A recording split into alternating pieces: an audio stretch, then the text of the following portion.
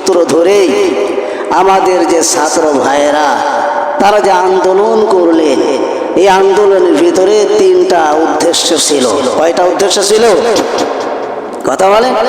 তিনটা উদ্দেশ্য। এক নম্বর উদ্দেশ্য হলো বহিঃশত্রুর আক্রমণ থেকে আমাদের দেশকে রক্ষা করা, দেশ রক্ষা করা। এক সময় ছাত্ররা গবেষণা করে দেখলো যে আমাদের দেশে আমরা এমএ পাস করি, অনার্স পাস করি, বিসিএস পড়ি, অন্য যখন আমরা বিশাল ডিগ্রি লাভ করি, মাথায় গিয়ে দেখি আমাদের চাকরি হয় না। আমাদের কি হয় না? আমাদের চাকরি হচ্ছে না। কি করা যায়? তাহলে চাকরি পাচ্ছে কারা? গবেষণা করে দেখা গেল যে বিদেশি বাহিনীরা এসে লক্ষ লক্ষ মানুষেরা আমাদের দেশে এসে চাকরি করে তারা সংসার চালায় আর আমাদেরকে গায়েব করে। এটা ছাত্র ভাইয়েরা লক্ষ্য করে গবেষণা করে বের করলেন যে বিদেশিরা আমাদের দেশে চাকরি করে, অথচ আমরা লেখাপড়া করে আমরা চাকরি পাচ্ছি না। দুই নাম্বার হলো ছাত্র ভাইয়েরা দেখলেন যে আমাদের দেশে যে প্রধান প্রধান স্তর আছে, যে প্রধান অফিস আদালত, স্কুল কলেজ মাদ্রাসা, সর্ব জায়গায় প্রধান জায়গায় বসিয়ে দেওয়া হয়েছে বিধর্মীদেরকে। তাদেরকে বিধর্মীদেরকে। এরপরে তিন নাম্বার হলো ছাত্র ভাইয়েরা তারা গবেষণা করে বের করলেন যে আমাদের দেশে এমন একটা পরিস্থিতি হয়েছে যে মুসলমানদের যে ইসলাম ধর্ম, এই ইসলাম ধর্ম আস্তে আস্তে বিলুপ্ত হতে চলেছে। শিক্ষা অঙ্গন থেকে শুরু করে সব জায়গায় বিধর্মীদের ইতিহাস, বিধর্মীদের কালচার। এরপর প্রত্যেকটা স্কুল কলেজে বাধ্যতামূলক করে দেয়া হয়েছিল যে তোমরা সকাল 10টায় যখন ক্লাস শুরু করবা তখন ঢোল তবলা নাচ গান করে তারপরে তোমরা শিক্ষা শুরু করবা। ঠিক কিনা বলেন? এই ছাত্র ভাইয়েরা গবেষণা করে দেখলো যে আমরা তো কয়েকদিন পরেই ধ্বংস হয়ে যাব। তখন তারা আন্দোলন শুরু করে দিলেন। তারা বললেন যে মেধার ভিত্তিতে কি হবে? চাকরি হবে। এইভাবে আর করা যাবে না। এই যখনই এই কথাটা ছাত্র ভাইয়েরা বললেন, এই যে আমি যে ইতিহাসটা সংক্ষেপে তুলে ধরছি, এটা কি আপনাদের কষ্ট হচ্ছে নাকি? কথা বলেন। এই কথাটাও কি বলা যাবে না? কি বলে? এই ছাত্র ভাইয়েরা যখন এই আন্দোলন করলেন, আন্দোলন শোনার সাথে সাথে একটা গালি তারা খেলেন। এই গালিটার সাথে সাথে খেলেন না, একটু পরে তারা যাদেরকে আন্দোলনের দাবি দেওয়া হলো, তারা গবেষণা করতে লাগলো যে ছাত্ররা যে তিনটে দাবি করলো প্রধান, এর প্রধান উদ্দেশ্য কি। তারা দেখলো যে আমরা যদি প্রথম দাবি মেনে নেয় তাহলে বিদেশি বাহিনী আমরা এনে যে আমাদের দেশে বসাইছি, চাকরিতে বসাইছি, এদেরকে আর আনা যাবে না, এদেরকে আর আনা যাবে না। কাজেই একসময় বিদেশিদের হাতে আমাদের দেশকে আর তুলে দেওয়া যাবে না, সম্ভব হবে না যদি এই দাবি মেনে নেয়। দুই নম্বর হলো তারা গবেষণা করে দেখলো যে আমরা যদি তাদের দুই নম্বর দাবি মেনে নেয় তাহলে এই দেশ থেকে ইসলাম উৎখাত করা যাবে না। ইসলাম কি করা যাবে না? উৎখাত করা যাবে না। তিন নম্বরে তারা গবেষণা করে দেখলো যে আমরা যদি তাদের দাবি মেনে নেয় তাহলে বিধর্মীদেরকে দিয়ে মুসলমানদেরকে অত্যাচার জুলুম করা যাবে না। এইটা চিন্তা ভাবনা করে তারা ছাত্র সমাজকে পর্যন্ত ছাড়ে নাই। তারা বলতে লাগলো তোমরা হলে রাজাকার, তোমরা কি রাজাকার।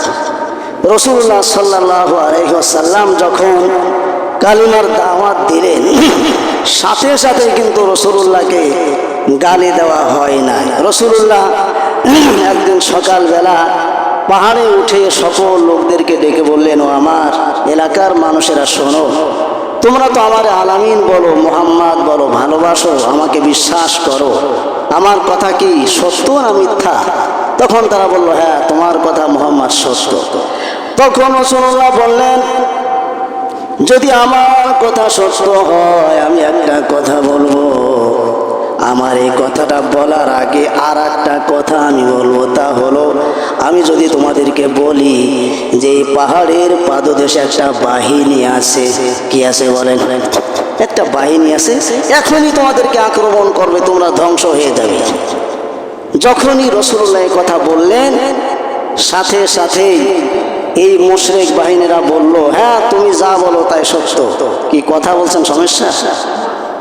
কথা বলেন না, এই 5 মিনিট আমি সময় নিচ্ছি, সমস্যা আছে নাকি? 25-এর উপরে যাবো, মানে এইটুক না বললে বোঝা কঠিন হয়ে যাচ্ছে, বলে দিচ্ছি। রাসূলুল্লাহ যখন বললেন এই পাহাড়ের পাদদেশে একটা বাহিনী আছে, এখনই তোমাদেরকে আক্রমণ করবে, তোমরা কি বিশ্বাস করো? তখন মুশরিকেরা আবু জাহেল, আবু লাহাব, উতবা, সাইবা বলল, না না মুহাম্মদ তুমি যা বলো তাই সত্য, হ্যাঁ আমরা বিশ্বাস। যখন এই কথা বললেন, তখনই রাসূলুল্লাহ একটা কালিমা পড়লেন।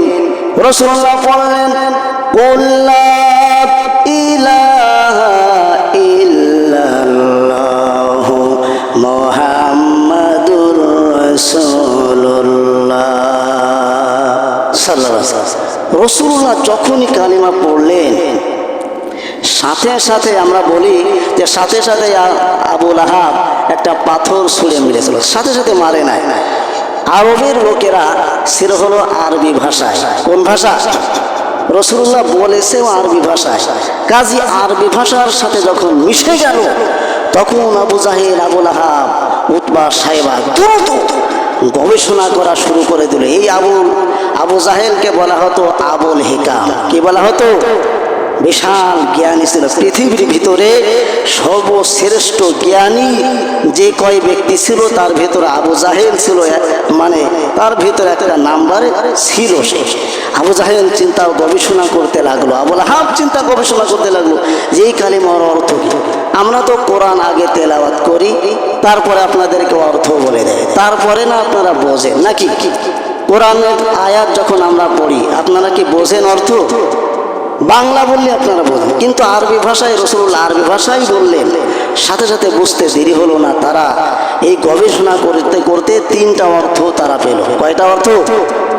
1 নম্বর অর্থ হলো লা ইলাহা ইল্লাল্লাহ। এর 1 নম্বর অর্থ হলো যে এই জমিনে আল্লাহর বিধান ছাড়া, আল্লাহর আইন ছাড়া দ্বিতীয় কোনো আইন চলবে না। আবু জাহেল, আবু লাহাব গবেষণা করল, বর্তমান সময়ে আমরা হলাম বিধানদাতা, আমরা যা বলি তাই করে, আমাদের বিধান অনুযায়ী সমাজ চলে, রাষ্ট্র চলে, এলাকা চলে, গ্রাম চলে, শহর চলে। আমাদের বিধানে লা ইলাহা ইল্লাল্লাহ মানে হলো আল্লাহর আইন ছাড়া, আল্লাহর বিধান ছাড়া কারোর বিধান আর চলবে না। কাজে 1 নম্বরে আমরা আউট। 1 নম্বরে আমরা কি গবেষণা করছি।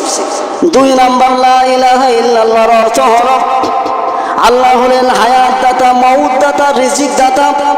তিনি হলেন ভাগ্য পরিবর্তনকারী, তিনি হলেন ক্ষমতা দাতা, ক্ষমতা সিনায়ের নেতা। যখনই তারা এটা বুঝে বলল, 2 নম্বরে আমরা আউট। 1 নম্বরে আমরা হলাম আউট, 2 নম্বরে আমাদের যে দেব দেবী মূর্তিগুলি আছে এইগুলি আউট। 1 নম্বরে আমাদের বিধান তো চলবে না, কাজে আমরা কি সমাজ থেকে আউট। 2 নম্বর হলো আমরা যে দেব দেবীদেরকে আমরা হায়াত দাতা, মউত দাতা, রেজেক দাতা, ভাগ্য পরিবর্তনকারী মনে করি, এই দেব দেবী আউট। 3 নম্বর হলো এই কালিমার শেষে লেখা আছে মুহাম্মাদুর রাসূলুল্লাহ। 3 নম্বর কি? মুহাম্মাদুর রাসূলুল্লাহ মানে কি আপনারা বলেন তো? মুহাম্মাদুর রাসূলুল্লাহ মানে কি? মুহাম্মদ সাল্লাল্লাহু আলাইহি ওয়াসাল্লাম আল্লাহর রাসূল, মুহাম্মদ সাল্লাল্লাহু আলাইহি ওয়াসাল্লাম আল্লাহর কি রাসূল। তারা ধারণা করলো তাই মুহাম্মাদের বাপ নেই, মা নেই, এলাকা নেই, কিছু নেই, আত্মীয় স্বজন নেই, সব মরে শেষ, এই মুহাম্মদ আমাদের নেতা হয়ে যাবে। মুহাম্মদ কি হয়ে যাবে? 1 নম্বর হলো আমাদের বিধান চলবে না, আল্লাহর বিধান চলবে।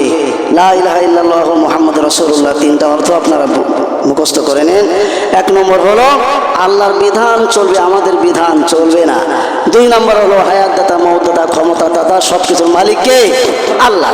3 নম্বর হলো মাঝখানে মুহাম্মদ আমাদের নেতা হয়ে যাবে, এটা মেনে নেওয়া সম্ভব না। সাথে সাথে আবু জাহেল বলল, তুমি হলো মাজনুন। তুমি কি? মাজনুন আরবি বললাম, বাংলা কি? তুমি পাগল। তুমি কি? সৎ কথা বললেই তুমি পাগল। এই কথা বলার সাথে সাথে আবু লাহাব একটা পাথর নিয়ে রাসূলুল্লাহর দিকে ছুঁড়ে মারলেন, ধ্বংস হওয়া, তুই পাগল হয়ে গেছিস। নাউজুবিল্লাহ বলেন। ইতিহাস আরো